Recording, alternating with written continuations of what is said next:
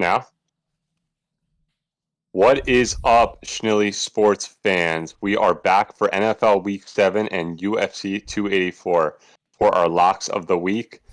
This week's going to be a little different. It's going to be quick and to the point, on limited time. Didn't put our bets in earlier in the day, so let's just get right into it. Sam, let's hear what you got for UFC 284. You may be a little ill prepared, but I am not. I've been plotting on these picks since Monday and Sunday night. Okay. And that's why I've got such great prices on my bets. A lot of these lines have moved. Pay-per-views, you got to get in early or else the lines are just going to get steamed. I'll give you an example of that later. But first, I got Shara Magomedov taking on Bruno Silva, and I took Shara's money line. Shara's making his debut. He is a 11-0 with 10 knockouts to his name, and this dude looks scary. Just his appearance, like he's the ugliest person you're ever gonna see. He's got super flashy striking. His kicks look great. He doesn't really use his hands too much. He's more of a kicker when it comes to the stand up. Bruno Silva on the other hand, is an amazing striker in his own right. He fought Alex Pereira, went the full 15 with him, lost decision. Alex Pereira kind of dominated him, but he's a former champion at this point, so we know where Alex's ceiling really is. Bruno Silva's had not very good looks his past 2 to 3 fights. He got beat by Gerald Meerschaert. He got dropped by Gerald Meerschaert and subbed. Terrible look. He should have just knocked Gerald Meerschaert out in the first minute of that fight. Couldn't come in as a favorite there. Give me Shara. I think he's going to live up to the hype. This guy's got a lot of steam behind him. All right, moving on, we got Victoria Dudakova taking on Jin Yu Fry. This is a WMMA fight, and I think that's why we're getting such a good price on the under 2.5 rounds. And I took that bet at plus 185. And I think Dudakova is being set up to beat Jin Yu Fry. Jin Yu Fry is old. She is 38, and she's being sent to Abu Dhabi in the UAE to fight Victoria Dudakova, the young, pretty, hot prospect. And she's just going to be set up to lose here. I think the UFC are setting her up. Victoria is about a minus 550 favorite. And if you're that big of a favorite, you can almost kind of expect the fight to finish. Victoria has a lot of submissions under her belt and a killer ground game. Give me Victoria to win this fight by submission, and we cash our under 2.5 bet. Moving on, Trevor Peek money line at minus 130. I was talking about getting in on the lines early, and this is a prime example when it comes to pay-per-views. Trevor Peek opened as a plus 185. And then get this, in a day or so, his line got steamed to even money. Okay? Got even more steamed to minus 130 where I picked him up. And guess where it's at now? Minus 170. So this guy has completely flipped the line. He's taking on a UAE resident, a native guy. He fights in the UAE Warriors scene over there.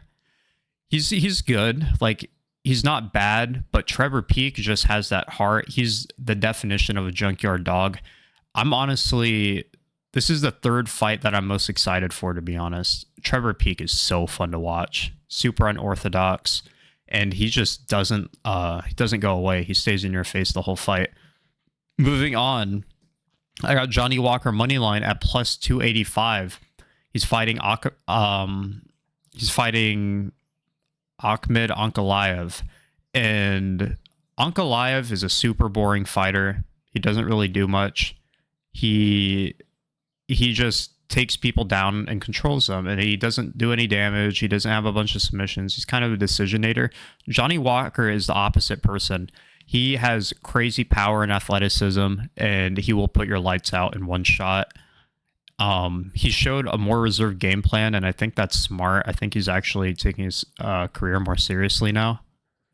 And I just don't think Johnny Walker should be a plus 285 against anybody in the light heavyweight division.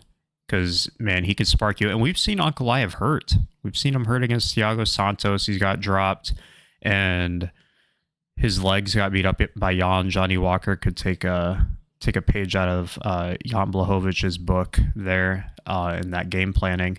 But this line is way too wide. This is a pure value bet, and it's going to be a fun bet to watch because if it cashes, it's going to be Johnny Walker in round 1. All right, moving on. This is my Twisted T2 legger of the week, but for UFC. I didn't put up the banner. I didn't think about it putting up the banner for some reason, but this is a lock. Jubilee money line plus Khamzat Chimaev money line in a parlay. Minus 128. You get around even odds for that. Jubilee is one of the only Indian fighters on the UFC roster. And this guy's good. He mixes up his grappling and his striking and blends it very well. Once he takes you down, he's position over submission, so he's not going to do some dumb shit on the ground to get reversed and end up on bottom. Give me Jubilee. And moving on, Chimaev versus Usman. Huge co-main event here. Usman's coming in on short notice, and I think this is a nightmare matchup for Usman. Yeah, he's a former champion. Yeah, you can call him a live dog because of that, but Chimaev should win this fight 100%. He's coming in on a full camp. He's going to be the way bigger man because this is at middleweight. Chimaev has planned this move to middleweight for a while. Kamaru, this is obviously short notice. UFC said, here's $1 million. Go and fight Chimaev on short notice, and he said yes. I think Usman's head isn't where it needs to be for this fight. He's not thinking about the middleweight title. I think he's thinking about his life outside and past the UFC. He's got businesses. He's got he's starting acting now. He just cares about the money, in my opinion. But yeah, we'll see, man. We'll find out tomorrow. Give me Jubilee, Chimaev in a parlay. Around even money. I think that comes in really easily. All right. Moving on to NFL Sunday. What do you got? All right. I'm going to keep this very simple this week. I don't really want to overthink. So, NFL Week 7. Last week, we had a pretty decent week. Not great, but good. We were in the money, or we were in the green. Made some money. Hit on our Twisted Tea 2-legger again. The Wildcat parlay of the week, which was Lions Jaguars, came in at plus money. I believe plus 126. So we cashed on that. We're 3-3 on the year there, and we are way up in the green in that category. But moving on, I don't have a whole lot this week. I don't love the matchups this week. It's just not. It's not a good week overall, in my opinion. But starting off, I got Falcons money line. I like them at plus 120. They come into Tampa. Tampa, after starting off really strong, has, in my opinion, looked really rough in these last couple of games. They just look kind of desperate now, and they're starting to look like the team that I thought they'd be coming into the year. Falcons came off a really bad game last week. I'm not going to lie. Desmond Ridder threw some awful picks in the game, but they had a chance to win that game, and truly, with a few bad mistakes you remove, they win that game. So I do like the Falcons at plus 120 in Tampa. They're sitting at plus 2.5, and that's a good play too. But I like the plus 120 for a straight up money line because they've always kind of dominated Tampa in the past. I know this is a new team, but I feel like they'll come to Tampa and pull out a W. So Falcons money line plus 120. Moving on, our favorite team, the Commanders. Going back to week 4, they came in hot. Came in and bulldozed Denver at plus money. We hammered that bet. Huge bet. Felt great. And after that game, they went into a hell of a slump. So they've been kind of dog shit since. However, they're playing the only team I think that is worse in that division, the New York Giants. The Giants, in my opinion, are contending for first overall pick. I think they're trying to tank at this point. Their season's completely down the gutter. It's over for them. They're playing for next year at this point, if not later. But Commanders on the road, minus 2.5. The Giants aren't just losing games. They're absolutely getting destroyed. every week they just continue to look worse and worse, in my opinion. I don't see any upside in their game. I think Tyrod Taylor's going to play. They did play strong last week against Buffalo, but I think they just caught Buffalo at a weird time, and in the end, they didn't even pull out the W. So Commanders -2.5, -119 is what I got it in at. So give me that for my second play. My last straight play of the week, I like Browns -3. They're on the road, but they're in Indy. The Colts officially announced Richardson is going to be out for the year. So it's going to be the Minshew season going forward. I think that's going to hurt them.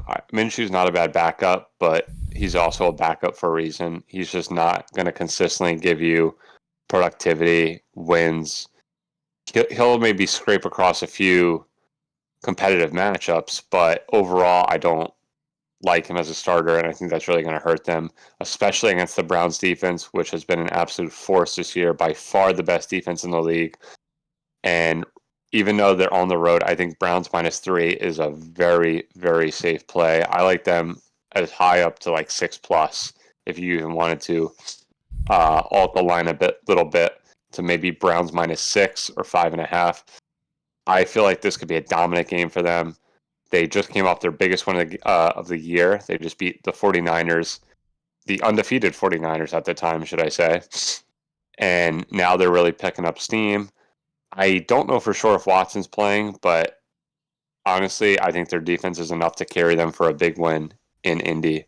So give me Browns -3 at -118. Moving on to the Twisted Tea two-legger of the week. Normally, I hit my two NFL plays for the week that are absolute locks. Like I said, we're up in the money this year. We're 3-3 on the year. All of these bets coming in at plus money every single week. Some as high as +260. This week we have basically an even line, and we're also going to do something a little bit different. Going back to what Sam said earlier, he has Saeed. Nurmagomedov. Yes. He's got him at -230, and we're going to combine. We're going to try this for this week and see how we like it. We're going to try the Twisted Tea two-legger mixed with UFC plus NFL, one from each sport, and we'll see if they hit. Sponsor us, please. There you go. Yeah. Hold on, I'm not done. Anyway, we got our boy Saeed, Norma Gamadava, and I don't know how to say it. I don't do UFC, but Sam already gave his pitch for why he'll win. No. For my side of what? That was Shara. All right, Link. Then go ahead. Give me. Saeed's a super crisp striker. Okay, Saeed is on the come up. I'm not even gonna go into a whole spiel about it. Just bet Saeed. Throw him in the parlay. Sprinkle it. Just a sprinkle. On my end of the book, give me Chiefs money line. I know it's kind of a dry play. They're at -245. Not a flashy play whatsoever. But they're at home against the Chargers. They own the Chargers. They own that whole division. That division's basically a wash at this point. Chargers are 2-3. I really like the Chargers. I'm a big fan of them. I love Herbert. I love Allen. I love Eckler. I love their offense. They have the pieces. They never seem to close a game. So Chiefs money line to me seems like just one of the safest plays of the week. And at -245, I feel like that's not too blown out of proportion for what it could be. I thought this game would be maybe in the -300s. So -245 combined with the -230. Then at +102, not the best odds, but we're in the plus money. And that is my two-legger of the week combined with a little sprinkle of Sam's Saeed bet for Let's UFC. Get it. I feel good about this. It's going to cash. All right. We will see you guys next week. We'll have an upload a little earlier in the day, next Friday. But yeah, we'll see you guys next week. If you want every single bet that I place, when I place it, I will put it in the description. Follow me on betmmatips.com.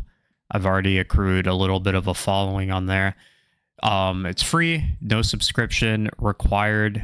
I usually post my bets on Monday or Sunday night, so expect them around that time. Anyways, go to the link in the description, and I'll see you guys there. Wait, don't end it. Don't end it. What? Did you end it? No. I was gonna say, feeding off that, Schnilly Sports across the board. We're on YouTube, we're on TikTok, we're on Instagram, we're on Twitter. All our picks daily go on every single platform, whether it's from the podcast or just a quick play that we decided to make during the week. It's all up there. So TikTok, Twitter, Instagram, YouTube, Schnilly Sports, one word. Yeah. So You guys won't regret it. It's all free. See you guys next week. Yeah.